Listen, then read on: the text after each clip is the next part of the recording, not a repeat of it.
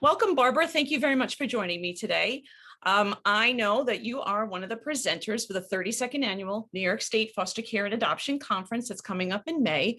Why don't you introduce yourself to the community and let us know who you are and what you do? Okay, well, thanks for having me. I am an adoption therapist. I'm based in New York City and in Kingston, New York, Woodstock, New York area. I have a two-part practice, and I run a lot of support groups for adoptive parents. I'm an adoptive parent of two adult people now, 30-year-old son and a 22-year-old daughter. And I also do individual consultations on adoption, and I have general practice as well.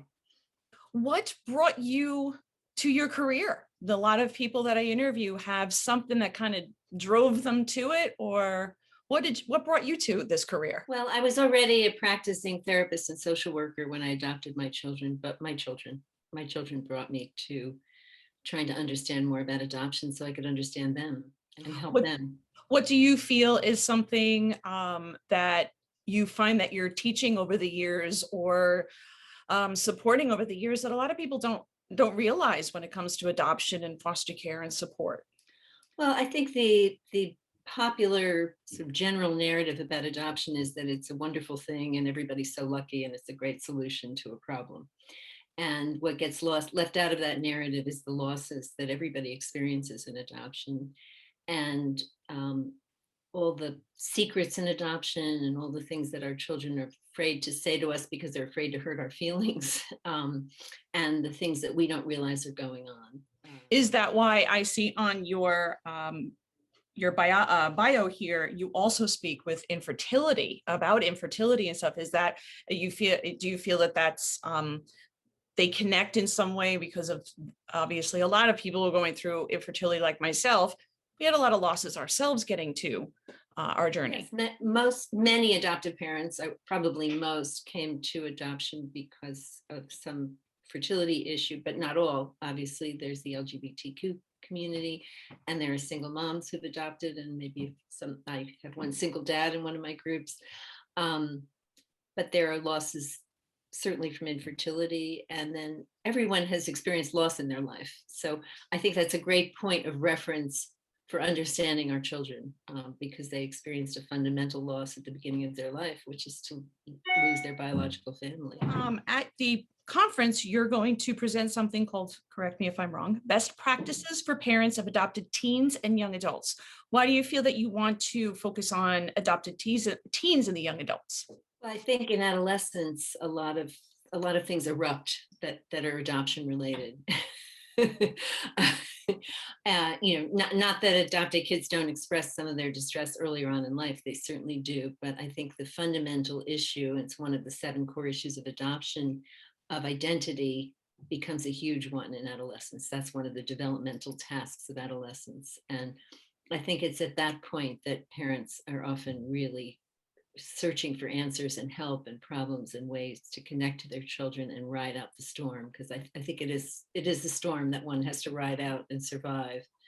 Do you find that when families come to you in an earlier stage, they find it more helpful to learn it as early as possible, even though they don't have a teen yet or they have young children? Do you find that it's helpful to them earlier or just before? Ideally, forget, Sure, but it doesn't necessarily make it so that the teenage years aren't explosive or difficult or challenging.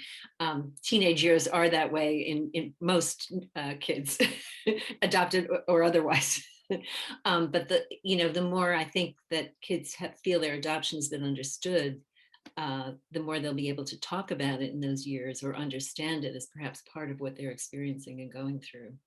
Okay, when you were going through your journeys in your career and your life, did you find, I love asking this, I ask this to everybody, whether or not they had their own mentors or their books? I always ask about books because everyone has some kind of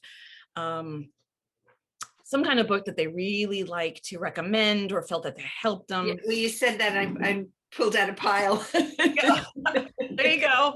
Everyone has some kind of something. So what do you got there? Okay, well, Joyce McGuire Pava's family of adoption, of course, is a fundamental primer. And Joyce is a teacher of mine and a wonderful mentor. This is a book I discovered more recently, Parenting in the Eye of the Storm, The Adoptive Parent's Guide to Navigating the Teen Years. And it's by Katie Nafsker.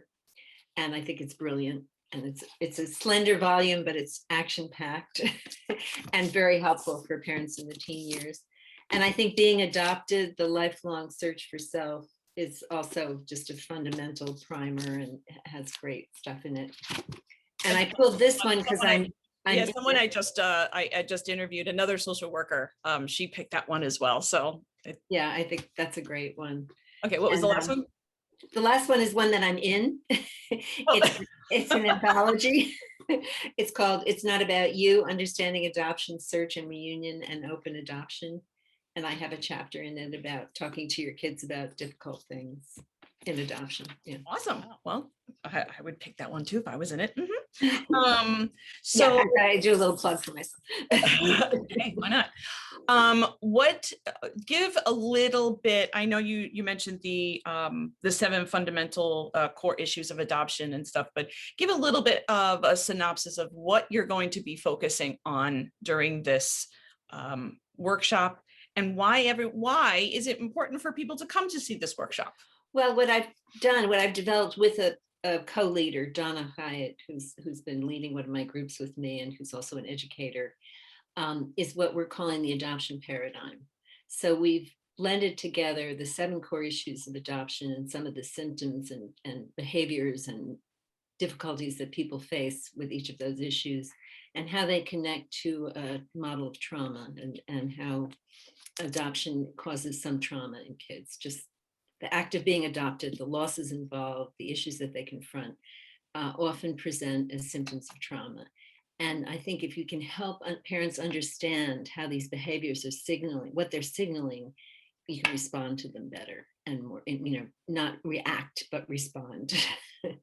And I think that is, especially helpful for parents of teens.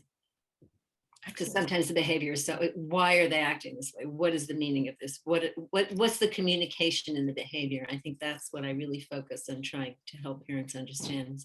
This behavior may look completely, obstinate, difficult, defiant, whatever you want to call it, oppositional, but there's actually a communication in it. Your child is actually trying to tell you something. What is it? Can you listen for that and respond to that? Would you feel that your workshop would probably be best for adoptive parents? Do you think maybe anybody else would benefit from your workshop? Yes, I think adoption professionals also, because one of the things that I know as a social worker is that there's very little training in adoption when you go through social work school. And yet there are so many adoptive families seeking help from professionals, and often professionals who aren't adequately prepared or educated to understand adoption. So I think it's great for adoptive parents and also great for adoption professionals. I mean, obviously the people who are coming to our conference are, pretty high level in terms of understanding adoption, but I think there's always I think a lot of people would say that it's very hard to find specific information like this, or easy information from anyone very hard. Trying to learn, because nothing for nothing, when you do come from the infertility standpoint, it is about you feel it is all about you, and you don't realize when it comes to adoption, it's really not about you anymore at all. Right. So it's a very difficult transition. Do you find that that's a hard thing to, I'll say, teach when you have adoptive families coming to support and wondering, why is my kid behaving like this? And then you say, well, it could be adoption trauma. And they go, what do you mean? Do you find that that's something that you come across a lot?